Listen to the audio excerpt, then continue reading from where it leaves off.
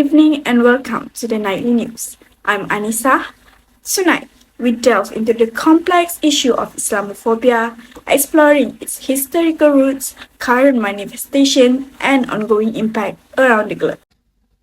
Islamophobia, a term coined in the late 1990s by political activists, has become an increasingly important concept in social sciences. It highlights negative remarks and actions against Islam and Muslims in Western liberal democracies. However, its definition remains contested, making it difficult to compare with other forms of discrimination like racism, anti-Semitism, or xenophobia. Now, let's turn to a recent case that has drawn international attention. In Sweden, two public desecrations of the Quran have sparked riots and a diplomatic crisis. The Swedish Domestic Security Agency has raised its terrorism threat level from increased to high. Despite condemnation from the Swedish government, freedom of speech laws prevent the authorities from stopping such acts. This situation has led to diplomatic tensions and resentment among predominantly Islamic countries.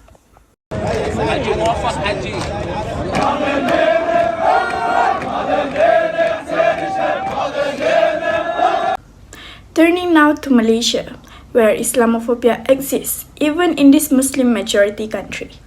In March 2019, DAP politician and Deputy Speaker of Parliament Nga Korming stated that if an UMNO PAS coalition took power, the nation would become a Taliban state. Nga Korming, that there is a possibility of the country heading towards this Taliban country if this PAS and UMNO do cooperate and won the next general election. So this is not only a threat to Pakatan Harapan, but a threat to the country as a whole. I express.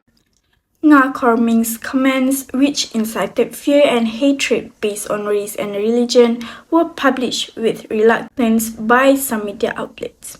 This is not an isolated incident. Politicians, particularly from UMNO, have also made claims against the country's minorities. Chief Minister Ahmad Faizal Azumu of Perak was caught on camera in November declaring a desperate battle to protect Islam and the Malays against the DAP. Despite the irresponsible actions of a few individuals, Islamophobia cannot be justified. Addressing this issue requires accurately documenting it and dismantling the false narratives that fuel it. Recasting popular perceptions of Islam and Muslims to reflect the diversity of Muslim experiences is crucial.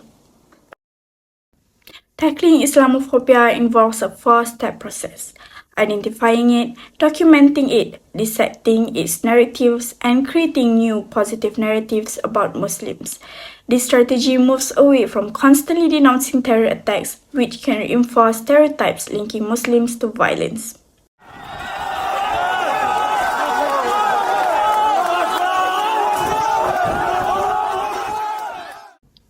Psychologists are also developing anti-prejudice programs, including those targeting Islamophobia. Research by psychology professors Richard Cripps and Ryan Turner showed that imagining positive social encounters with outgroup members such as Muslims can reduce prejudice. Cripps' 2014 meta-analysis reviewed over 70 studies demonstrating the positive impact of mental imagery on intergroup attitudes. This method could play a crucial role in combating prejudice and discrimination. There is still so much to learn about the mechanisms underlying imagined interaction and the circumstances that support or undermine its effectiveness. However, the breadth and depth of empirical support offer hope that mental imagery could significantly contribute to reducing Islamophobia. There is still much to learn about the mechanisms underlying imagined interaction and the circumstances that support or undermine its effectiveness. However, the breadth and depth of empirical support offer hope that mental imagery could significantly contribute to reducing Islamophobia. That's all for tonight's special report on Islamophobia. Thank you for joining us. Stay tuned for more news updates. Good night.